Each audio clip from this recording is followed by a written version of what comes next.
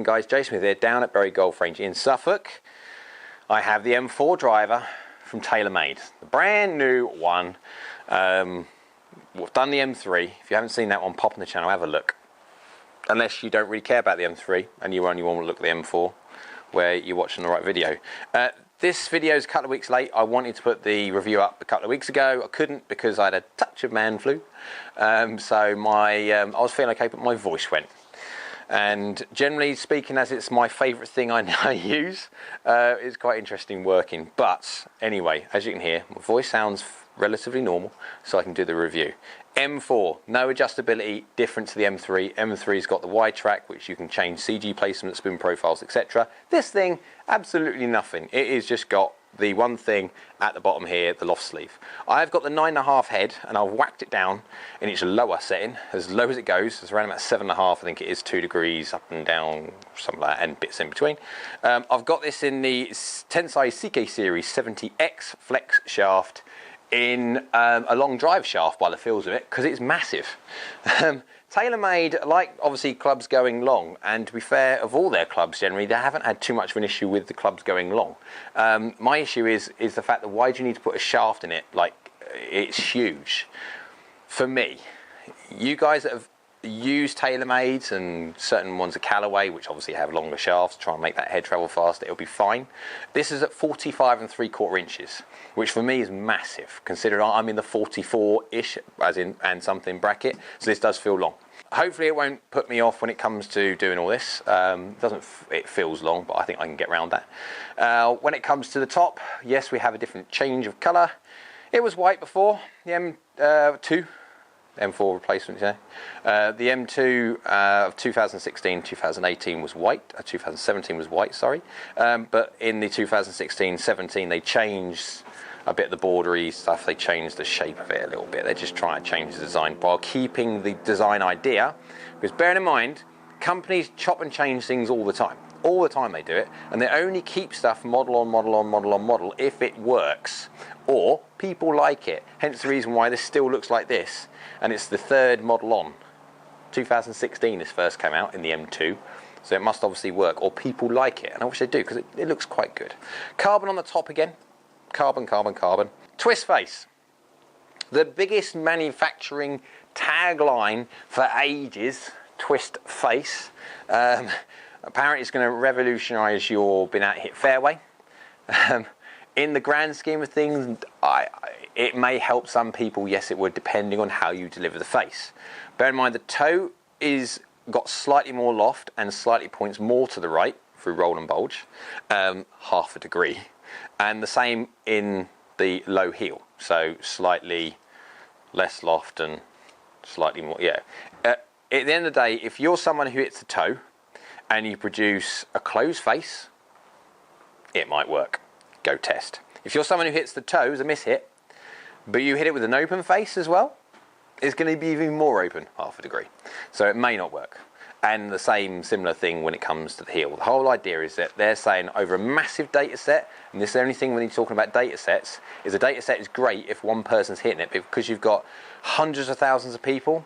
Well, average them hundreds of thousands of people out, you get twist face. For the individual people within that hundreds of thousands, some will work for twist face and some exactly the same won't. So you have to go test yourself.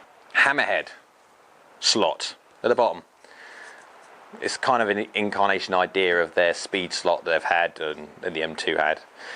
Basically just to stop low hits from being a bit kind of poo. The whole idea is for the bottom to flex as well and add a little bit of ball speed. Well, it gives a little bit of help when you hit it in the wrong part of the face. Anyway, let's go hit this one.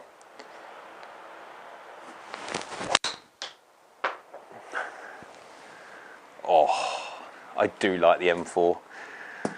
Didn't like the M1 and M2 from previous years, just didn't feel nice. This actually, with got dual acoustic, it sounds a bit more tingy, not the classic dead feel that you get from carbon. Anyway, 147 ball speed, 15.2, 1.5 left with a touch of right.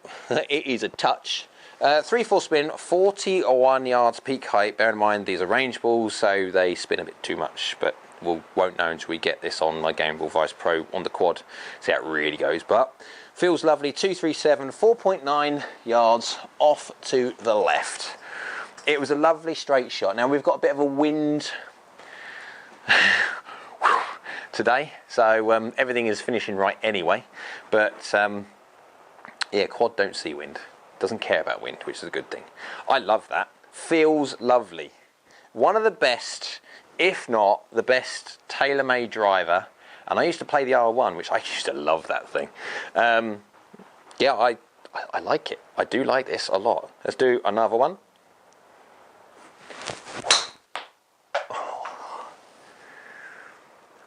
Well, this is getting dangerously close to. I would really want to play this. This is lovely.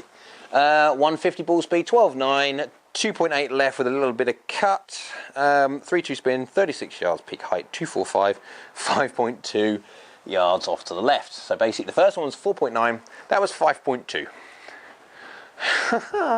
I love this. Feels lovely. You guys have got to test this thing. You've definitely got to test it. I need to remind myself to talk to you about one thing I don't like about it though. Let's hit a few more and I'll explain what I mean.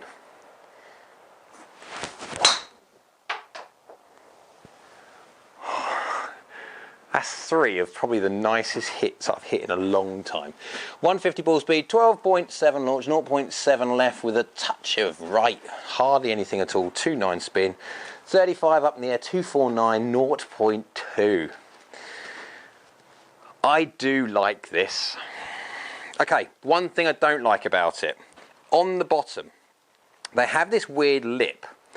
And I don't know of any other driver ever, although you guys, if you can remember a driver that's like this, pop it in the comments below because I'd be interested to know.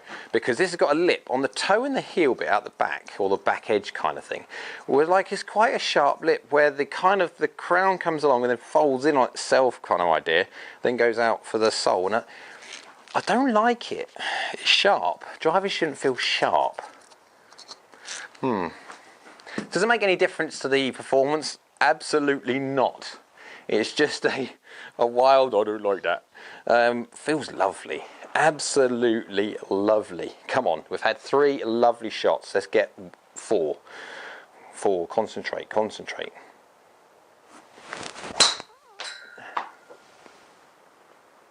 I felt fractionally higher in the face, but 150, 12.5 launch, 1 left. Do you know what?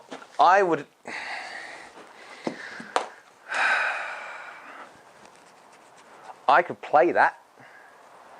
Okay, I'm going to go, because at the moment I've just hit balls to fit myself as such for loft, because I'll just hit a few balls, okay, standard loft, no, that's going too high. Let's crank it down, blah, blah, blah, to get this. I want to go hit this with my Game Boy Vice Pro on quad and see how this performs, because I actually love the feeling of that. This is as nice a Taylormade driver I think I've ever hit. Very encouraging. Anyway, let's go hit these and see how it performs. Okay guys, I've now gone and hit a bunch of shots, loads of shots with the M4 driver with my Game Boy Vice Pro. And I've got, must be about 15 or so shots. Now I've got one at the top, the last one I hit, which I'm not going to include in the data set because I don't want it to necessarily corrupt them. But because I was hitting the M4 and it's lovely, an absolute joy to hit, an absolutely lovely club to feel. I have not been impressed as much with a driver, as in a Taylormade driver, in many years, and I like this one. I'd get it fit slightly shorter. I still feel like I'm wielding a massive long, it's one of those crazy long, like they get in like those trick shot championships where they have one of those. But apart from that, it's a lovely feeling club. Right, okay, let's get into the depths of exactly necessary how this thing performs. Now, first of all, I just want to quickly look at the club data and focus on one thing.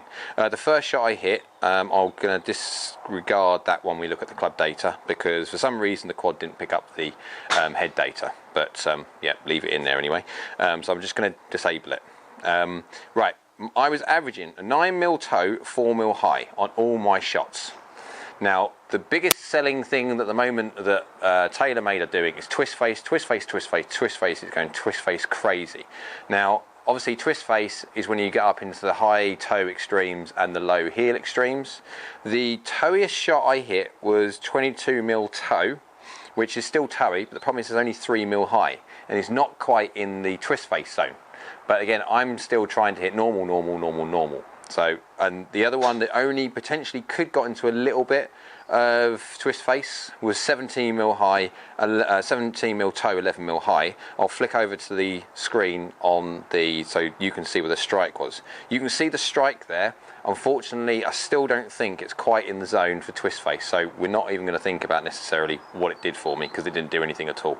Right, club data. Let's get into it. All those shots, I'm going to add the first shot in for the ball data, but then take it out for the club data, because it's got no club data. Yeah. On average, 156 ball speed, 15.3 launch, launching very well, 0.8 left, so starting fractionally like less than a degree left, with a tiny amount of 15 RPM of spin to the left. It's nothing. It is absolutely nothing. It's basically that straight on average. Spinning at 2244. So consider it, this is supposed to be, the M4 is supposed to be a semi, I won't call it game improvement club, it's not necessarily, but it is helpful because it's got the weight that it's got. There is one weight in the back, got it here. Does it say what the weight is?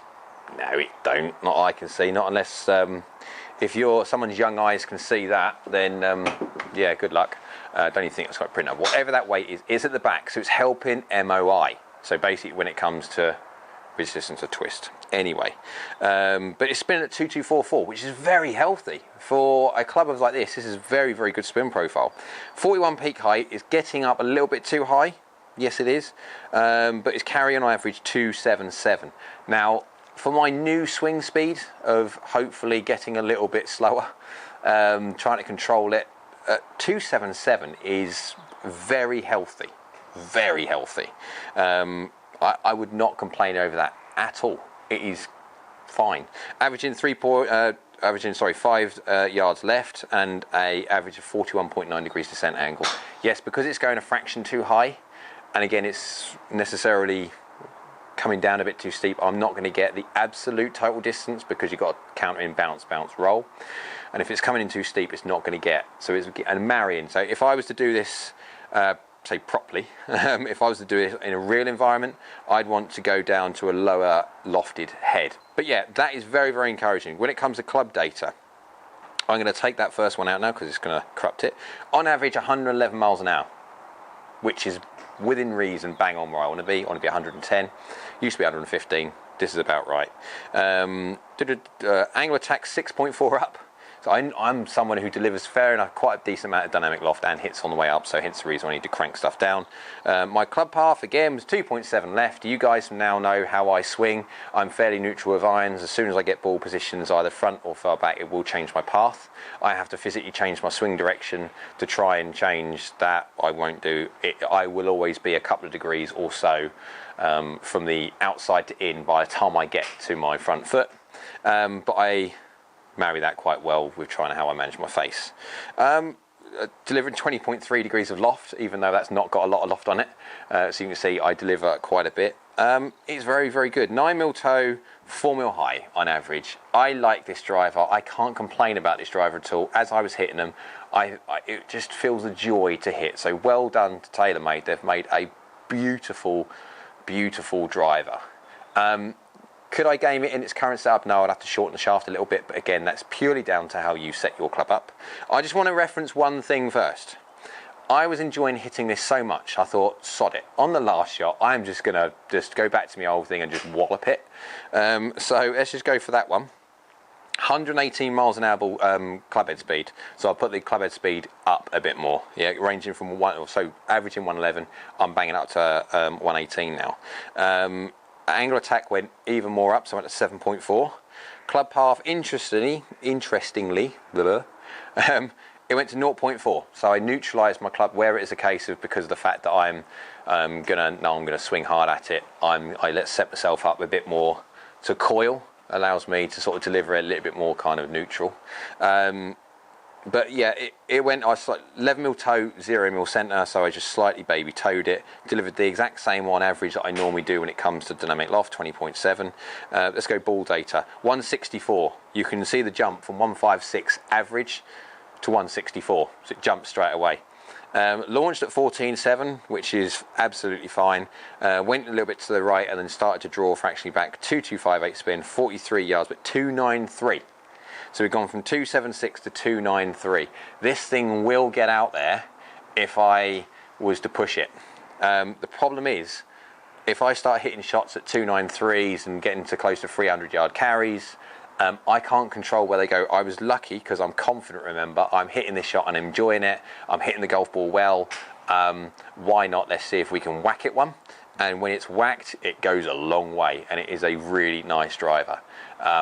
I would not want to be doing this all the time, because when you're carrying at 293 or around about 300 and things go a little bit, say, slightly off, you can be off the planet left and right. So hence the reason why this 2018 I'll try to drop it down a bit. But you can, hopefully you can see there that it's a very, very good club, and you can see by my strike I am moving around. So if you see all the strike there, you can see I'm moving around a bit. So it's not literally like I'm buttoning the absolute middle. I'm doing okay. I won't lie. I mean, at the end of the day, this is a decent data set. Of course it is. And you won't get much, if anything, from twist face from this, because I'm not using it. That will be a different video. But I hope you got from this what you'd like to. If you've got any questions whatsoever, drop it in the comments below. I'm quite happy to answer as many questions as I can. Hope you liked that video. If you did click that, if you did like it, click that little like button down there. It's important.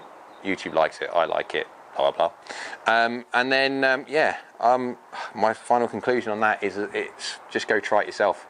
It is a great little piece of kit. Right, either by the side of me, I'm going to put a little subscribe button. If you can subscribe, that helps the channel, allows me to do more of this kind of content. And yeah, thanks for that, and we'll see you again soon.